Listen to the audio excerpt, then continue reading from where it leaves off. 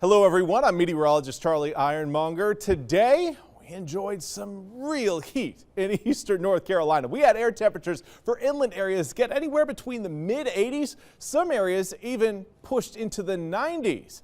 Now, we're really not going to be seeing that same level of heat coming up again for your Friday, but we will still be warm and we will still be sunny as this high pressure system is going to keep all of the clouds at bay. Now, that high is going to be inching its way off our coastline once we get into really Friday afternoon to Friday evening. Now, immediately that's not going to do much, but by Saturday morning that will allow for some cloud cover to push in to eastern North Carolina. And that's all it's going to be initially, just some cloud cover to start out your Saturday. Eventually, though, the rain showers are going to start to arrive as well. That cold front, that's going to power not only just thunderstorms, but possibly severe thunderstorms as it moves through eastern North Carolina.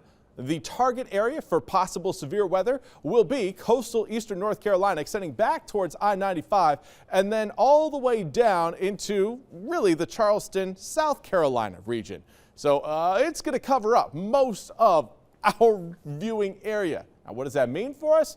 It means we should have the WITN weather app downloaded on our phone in case any warnings or even watches are issued.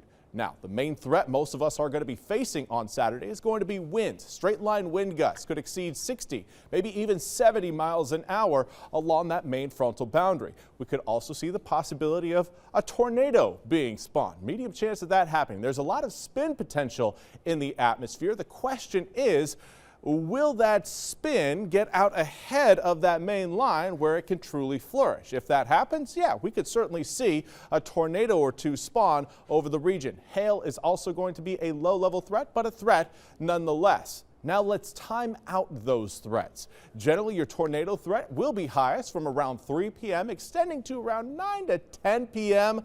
I think really coming to a close by 11, possibly even sooner than that. Hail threat may start a bit earlier, but I really don't think we're going to be seeing much in terms of hail. Likely seeing most of it, if we do see it come down, should be between around 3 p.m. to about 9. After that, everything should quiet down. Wind-wise, the main wind gusts that we're going to be tracking kicking off around maybe 1, 2 p.m. in the afternoon at the very earliest, but then lingering until we get to around 9, 10, even 11 p.m. at night. By midnight, the only thing really left over will be some downpours, scattered downpours closer to the water, at least on the eastern side of Highway 17. That's where we could see some lingering rain showers. But most of those drops should be gone as we get to sunrise early Sunday morning. Just a 20% chance of some of those drops sticking around, and that chance is getting slimmer and slimmer with each updated model run.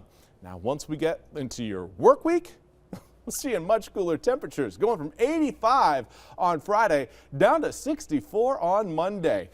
Now, even though we maintain those mid-60s through next week, rain chances will certainly increase once we get into the latter half of the week. Wednesday, Thursday, and Friday, we'll have 2, possibly 3 areas of low pressure rolling on by. That will lead to lingering rain chances as we wrap up the work week and head towards next weekend. Thank you very much for tuning in to your first alert forecast online. I'm meteorologist Charlie Ironmonger, and I hope you all have a great night.